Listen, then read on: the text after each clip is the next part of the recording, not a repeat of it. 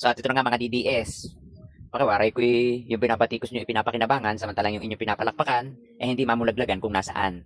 Kung ano na ba ang plano, kung may plano ba talaga siya. Aba, kilos-kilos. Sayang ang budget. So basahin natin ito. Start from Valdez Tingog serve hot meal to flood affected Metro Manila residents. At ito na nga, Lakas Christian Muslim Democrats President and late Representative Ferdinand Martin Romualdez and Tingog Party List have provided hot meal and started preparing relief operation to families affected by the severe flooding in parts of National Capital Region. At yun ay ang Metro Manila. So ayan ha, yung binapatikos nyo, ito ang ginagawa, no?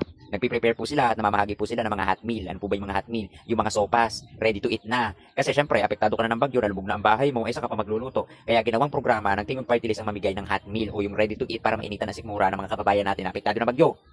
Kumustahin naman natin yung sinusuportahan ninyo. Galaw-galaw, sayang ang budget. No? Kailan kayo tutulong pag hupaan ang bagyo? Pag wala na. Tapos kumukuha kayo ng idea sa ngayon. Tapos sasabihin nyo, anong hindi tumutulong?